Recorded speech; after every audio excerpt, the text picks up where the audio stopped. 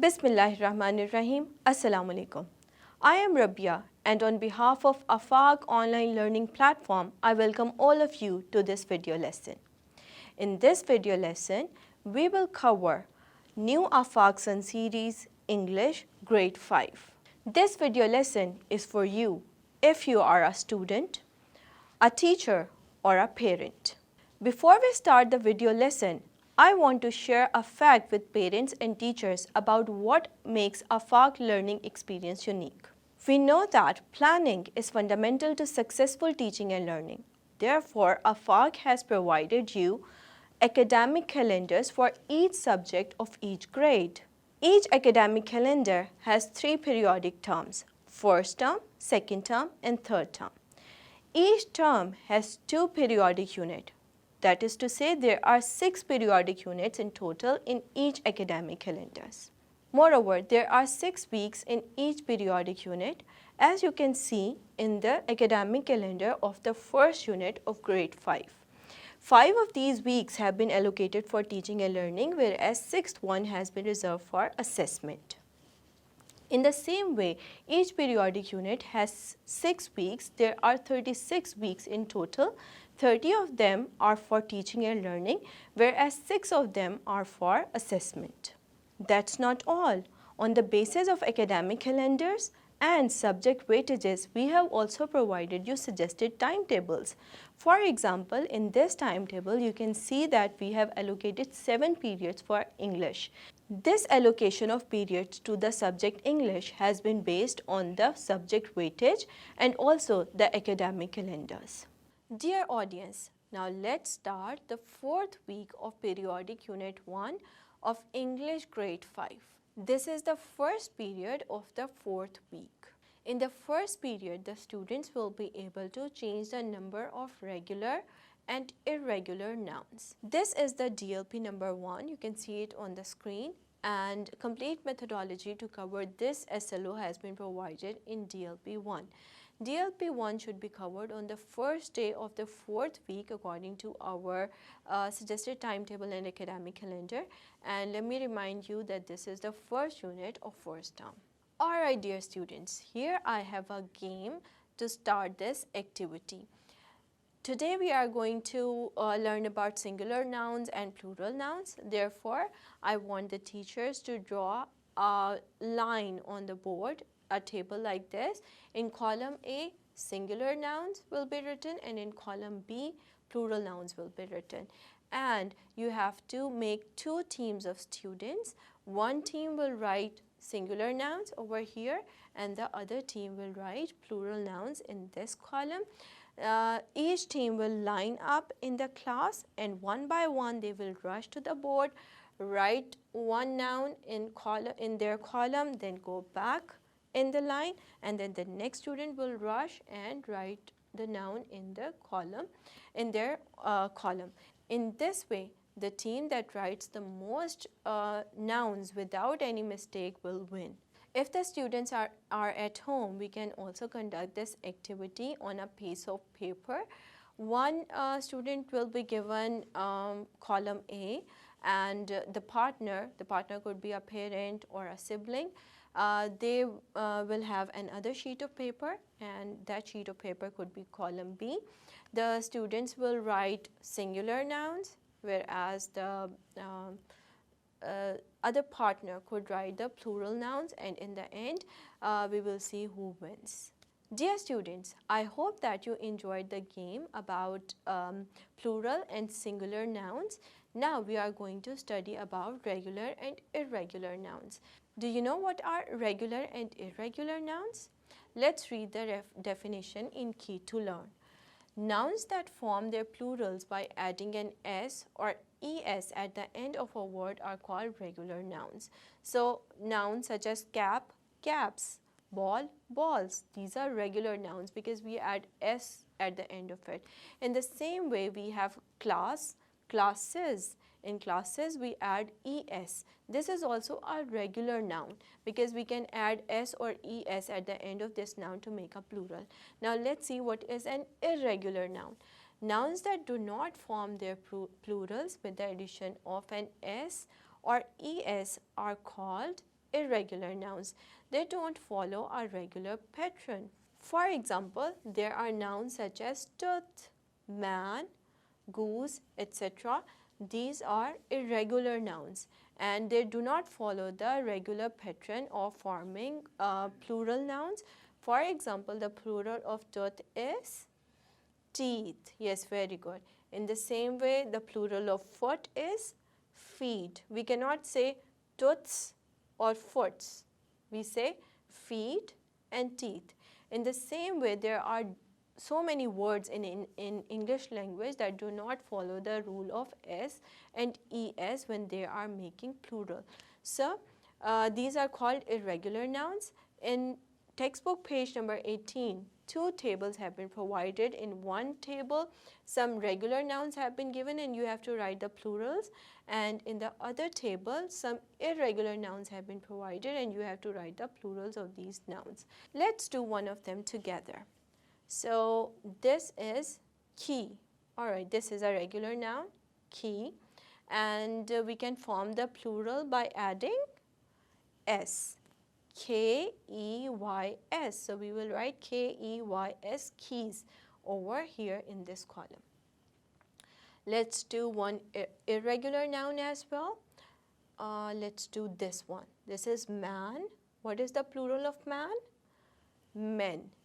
M-E-N. So, we will write M-E-N, men, over here. Now, pause this video, read all the words carefully and write their plural forms. You can consult your teacher or your parents or your siblings. If you are confused, you can also look them up in the dictionary because sometimes in dictionary the plural forms are also provided. So, you can use the dictionary as well. Hurry up, complete this and then come back. Respected teachers, we have also provided you a worksheet to practice the concept of regular and irregular plural nouns. Here you can see the worksheet on the screen. In this worksheet, different sentences have been provided and the noun has been given in the bracket. For example, look at this sentence, give the chocolates to the child. This word child, this noun is given in brackets. Actually, the students have to convert this singular noun into plural noun, and they also have to decide whether it's a regular noun or irregular noun. So, the students will write, give the chocolates to the children. Yes, very good. We cannot say childs. This is not a regular noun. This is an irregular noun. So, the plural form will be children.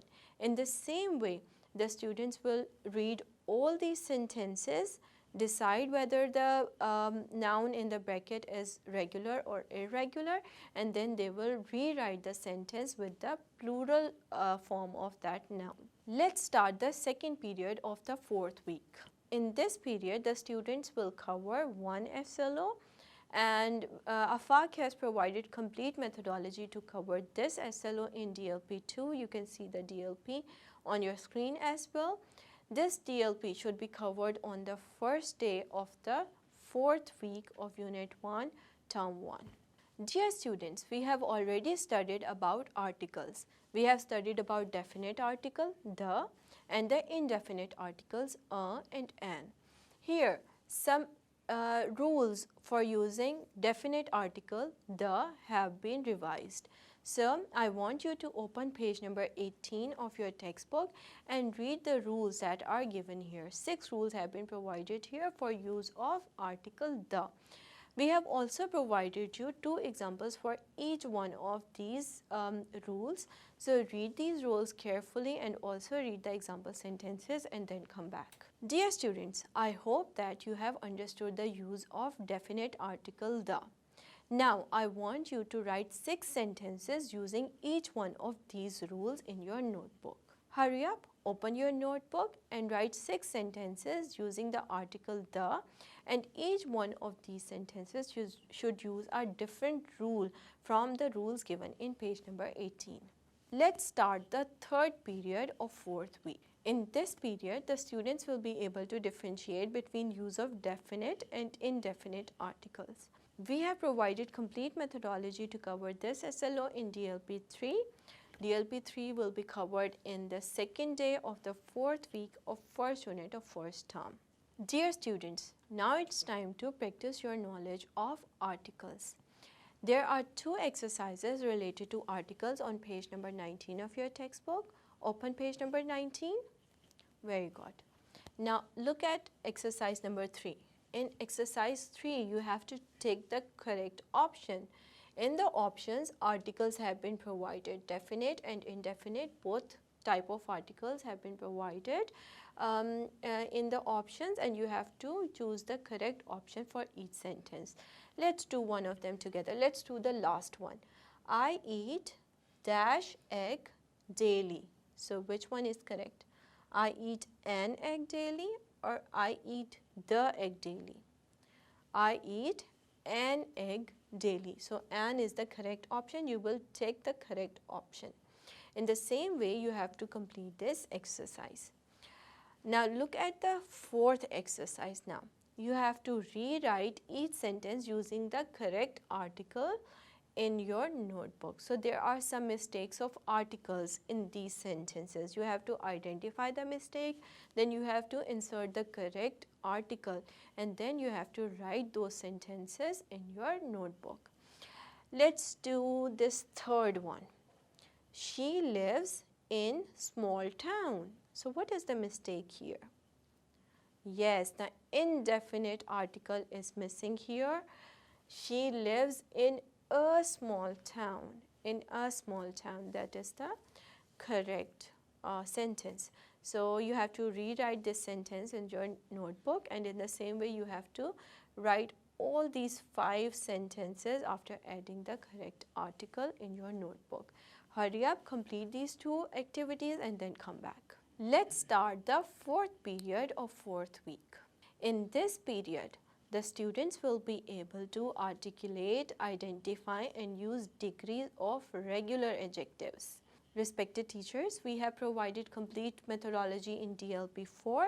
This will be covered on the 3rd day of the 4th week of Unit 1 of Term 1. Dear students, now open page number 19 of your textbook. On page number 19, you will see an exercise on degrees of regular adjectives. Do you remember what are adjectives?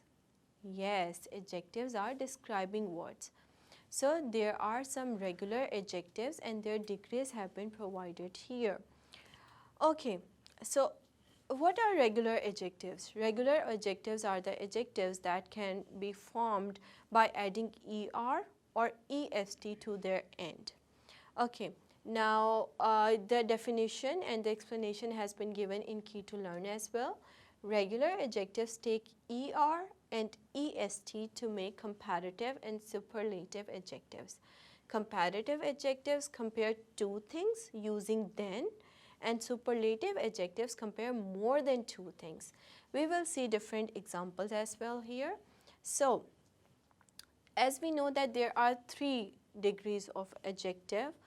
Here the adjective is big, so the positive degree is big, and the comparative degree is bigger. So comparative degree is the one in which we compare 2 things. My stuffed toy is bigger than yours. So a child is comparing his stuffed toy to that of another child. So 2 stuffed toys are being compared. So bigger, er has been added to big in order to make the comparative degree. So this is a regular adjective because it follows the rule of adding er. In the same way, this is the biggest stuffed toy in the toy box. This is the superlative degree of big. Biggest is the superlative degree, and in this many things are being compared to each other. So one of the toy is the biggest among all the toys in the toy box. Therefore, this superlative degree has been used because there are more than 2 toys in the toy box. So this superlative degree has been used. Alright, so big is an adjective that is a regular adjective because it can take er and est to make its comparative and superlative degree.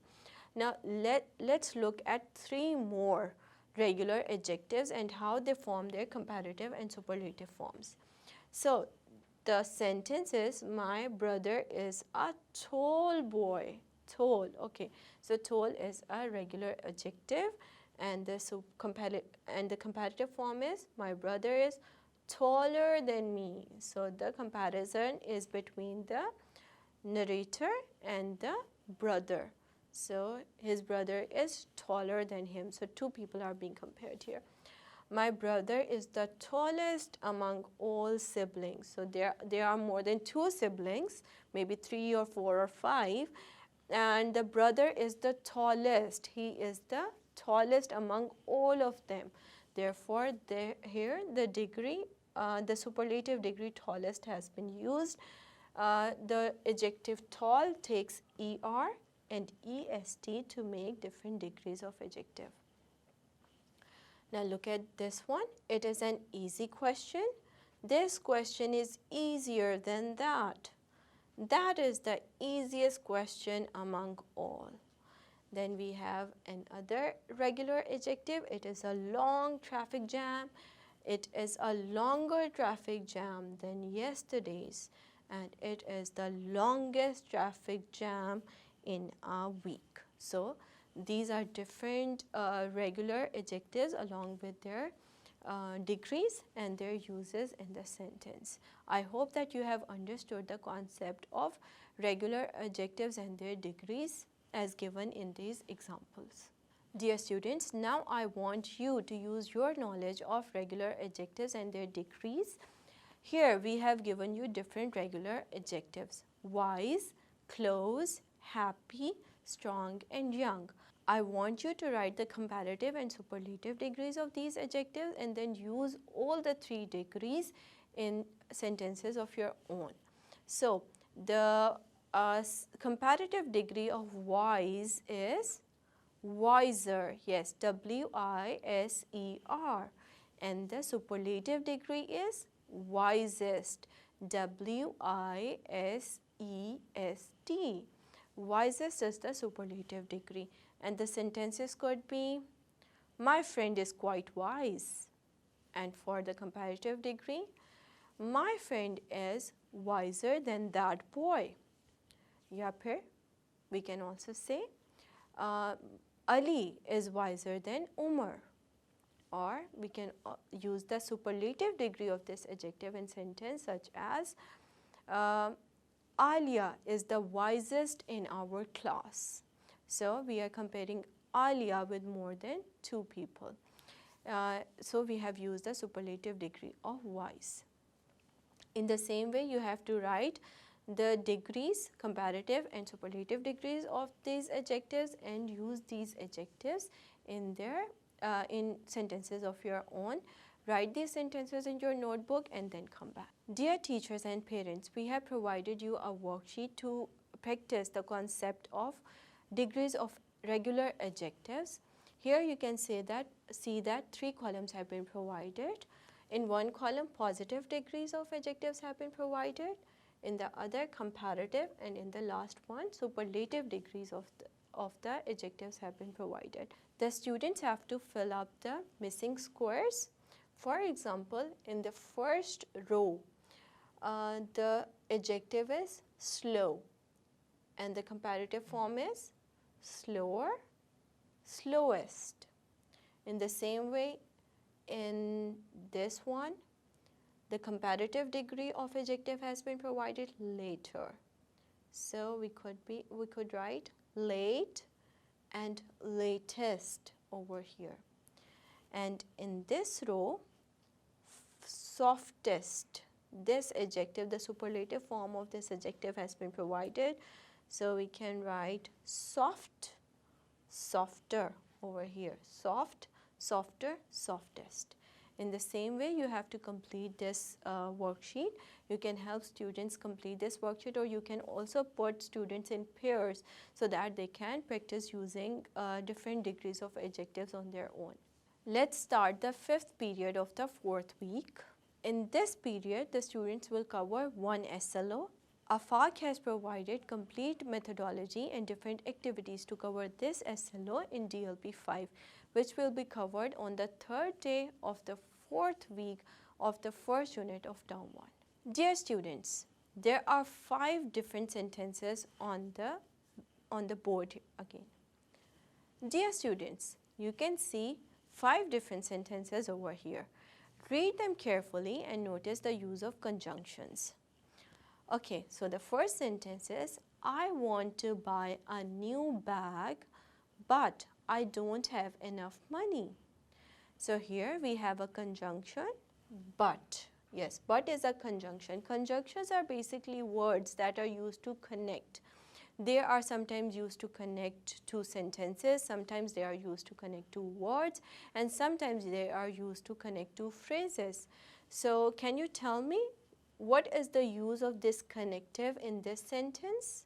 Yes, this sentence has been used to connect two sentences. I want to buy a new bag. This is a complete sentence. But this sentence has been connected to another sentence by using a conjunction. And the conjunction is but, and the other sentence is I don't have enough money. These two sentences, I don't have enough money and I want to buy a new bag, have been joined together with the conjunction but, and this has become one sentence. In the same way, let's look at the second sentence. He is intelligent and beautiful. What is the conjunction in here? And is the conjunction, and it is connecting two words, intelligent and beautiful. Do you want to play cricket or football? Here as well, two words have been joined together with a conjunction, and the conjunction is or. Yes, Faisal is not well because he was playing in rain. What is the conjunction here? Because. Because is the conjunction and it is connecting two sentences. Faisal is not well is one complete sentence. He was playing in rain is also a complete sentence, and both sentences are joined together by using a conjunction. Give me a biscuit and a cup of coffee. So here two phrases have been combined together, a biscuit and a cup of coffee. These are two phrases that have been joined together with and. So we can use conjunctions to join different two sentences. The conjunctions can also be used to join two words, and conjunctions can also be used to join two phrases, as you have seen in these 5 examples. Let's learn more about conjunctions. On page number 20 of your textbook, some sentences have been provided. In these sentences, some conjunctions have been used. I want you to pause this video and read these sentences carefully and then come back. I hope that you have understood the concept of conjunction after reading these example sentences. Now, I want you to write sentences using the conjunctions given in the sentences. The conjunctions are and, because, or, and but. So you have to write 4 sentences by using these 4 conjunctions. In case you do not remember the definition of conjunctions, it has been provided in Key to Learn section as usual. This is the second last period of the 4th week. In the 6th period, the students will be able to analyze and use transitional words, for example, for instance, therefore. Respected teachers, we have provided you complete methodology to cover this SLO in DLP 6, as you can see on your screen. This DLP should be covered on the 4th day of the suggested timetable, and according to our academic calendar, this is the 4th week of the 1st unit of 1st term. Dear students, do you know what are transitional devices? If you don't, we have provided the definition in Key to Learn. Let's read it together and try to understand what are transitional words.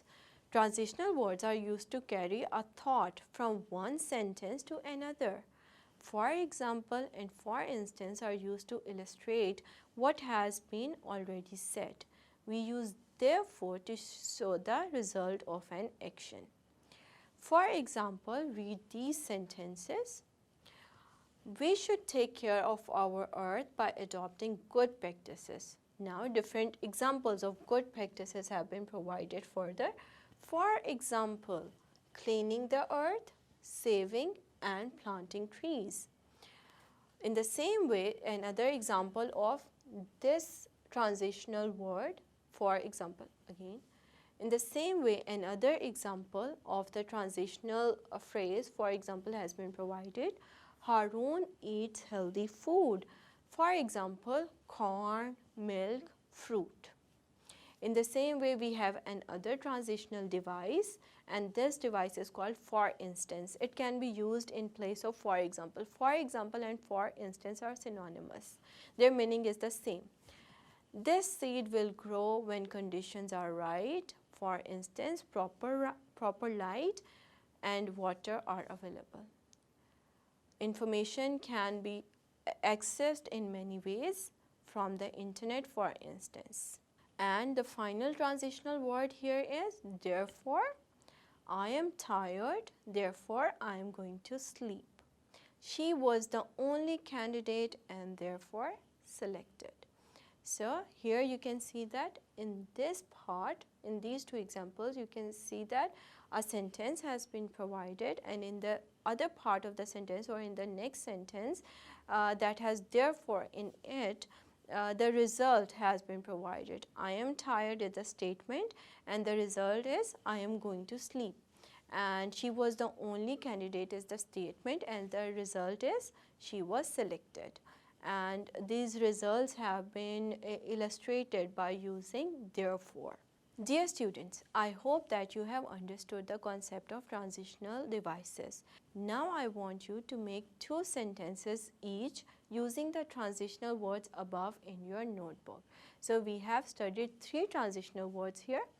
For instance, for example, and therefore. I want you to make 2 sentences for each one of them. That is to say, there would be 6 sentences in total. Hurry up, write them down in your notebook and then come back. This is the last period of the 4th week. In this period, the students will be able to cover these 3 SLOs, and the methodology as usual has been provided in AFAQ DLPs. AFAQ DLP number 7 will provide complete guidelines to the teachers. This DLP should be covered on the 5th day of the 4th week of Unit 1 of Term 1. Dear students, today we are going to write a procedure. Do you know what is a procedure? A procedure is the different steps that we follow in a process. Here, we have given you a procedure of making a honeybee from a tissue roll. So first you have to look at the pictures and then you have to sequence them correctly, and in the end you have to write the procedure of making honeybee from our tissue roll. Let's first learn what are our sequence markers. Sequence markers are words that organize our writing, such as first, next, then, after that, and finally. We often use these sequencers when we use instructions, when we describe a process or tell stories. So in this process, this is also a process of making something from tissue roll, making honeybee from tissue roll. So we can use the sequence markers in this for describing this activity as well. So what would you do first when you have to make when you want to make a honeybee from tissue roll? What is the first step? Yes, first we will collect all the material. First we will collect the paper that we are going to use. Then we will also bring a scissors, and we will have different stripes, black stripes as well, and we will cut out these wings as well from a sheet of paper. So first we are going to do that, and in the second step, then what are we going to do? Then we will roll this yellow sheet of paper on the tissue roll, and next we will roll these black stripes over this yellow sheet of paper. After that, we will stick these wings to the tissue roll, and finally we are going to draw the eyes and the mouth of the honeybee. So this is a procedure of making honeybee from our tissue roll. And as you can see, I use different sequence markers: first, next, then, after that, and finally when I was explaining this sequence to you. In the same way, you have to write the sequence of making honeybee from our tissue roll in your notebook, and you have to use these sequence markers as well. So pause this video, write the sequence by using sequence markers, and then come back. Dear students, now I want you to write a paragraph, and this paragraph is going to be about the importance of Mother Earth. Now open your notebooks and think about the topic, importance of Mother Earth. Collect the information about this topic and then write one paragraph. Remember to use the topic sentence and also write some supporting evidence to support the main idea. And I also want you to take care of punctuation, capitalization rules, use correct spelling. Also, you can use conjunctions where needed. So hurry up, complete this paragraph and then come back. This is the end of today's lesson on new AFAQ Sun series English Grade 5. I hope that you have understood all the concepts that we covered in this lesson. Now it's your turn to revise it on your own. I will see you in the next video. Until then, Allah Hafiz.